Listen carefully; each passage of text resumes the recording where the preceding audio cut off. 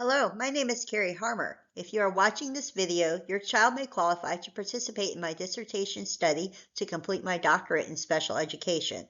The study is called a Predictive Correlational Study of the accuracy of facial action units and heart rate variability to predict sustained attention in kindergarten, first, and second grade students with autism spectrum disorder.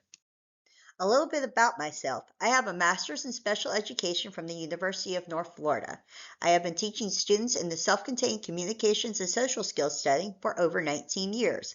I have worked with children in pre-kindergarten to second grade, and I currently teach kindergarten CSS at Waterleaf Elementary School.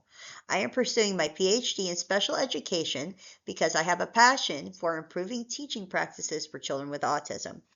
I am interested in helping students show their full abilities during classroom activities and assessments.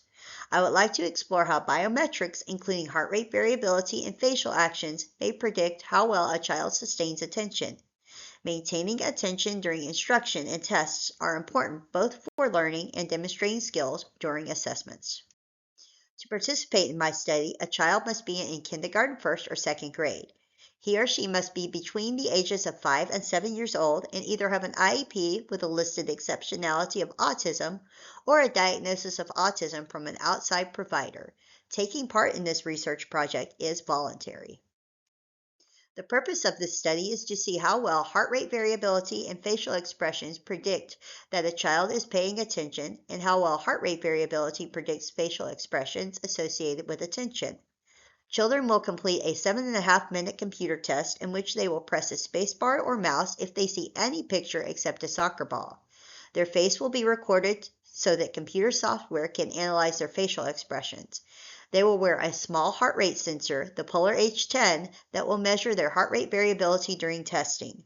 This will be fitted on them before they test in their classroom with familiar staff present. It will be adjusted for a snug but comfortable fit with Velcro under the child's shirt to minimize discomfort. A child will not be asked to participate if they are very uncomfortable with this process. Pictured are some of the tools that we will be using during this study. The first one is the Polar H10 chest strap and heart rate sensor. The next one is a visual schedule that I will use to help your child know what to expect during the testing.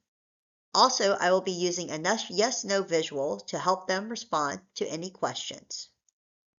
I wanted to give you an opportunity to actually see the Polar H10 chest strap and heart rate sensor. This is the sensor portion of the device.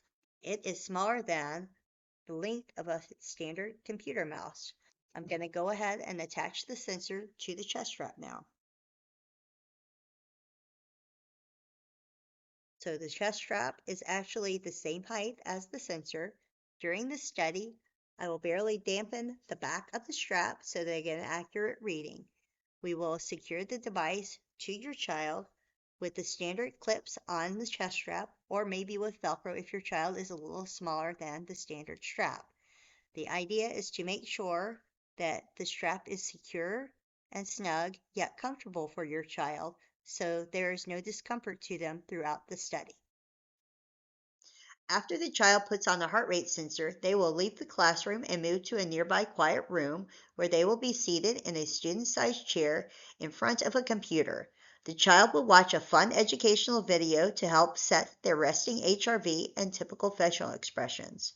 With the webcam still recording and the heart rate sensor still on, your child will then complete an attention test called the Connors Kitty Continuous Performance Test, second edition, also known as the KCPT2, by pressing the space bar each time they see any picture but a soccer ball. Participants should be out of their classroom for no more than 15 minutes. They should also be doing the study in a room that is close by to their classroom to maximize comfort. Benefits of this study include helping educators, service providers, and researchers better understand how heart rate variability and facial expressions may change when a child with autism is given an activity that requires them to maintain focus.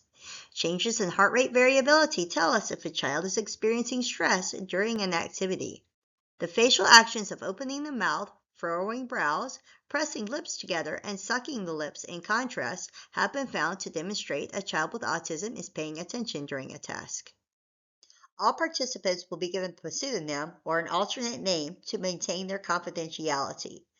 All webcam recordings, HRV scores, and KCPT2 results will be saved on a password-protected computer.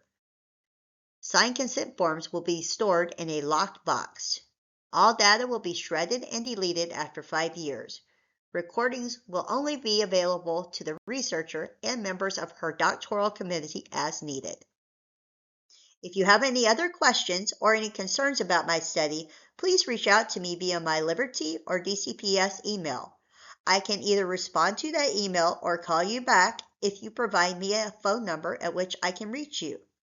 Otherwise, thank you so much for taking the time to watch this video and consider potential participation in my research.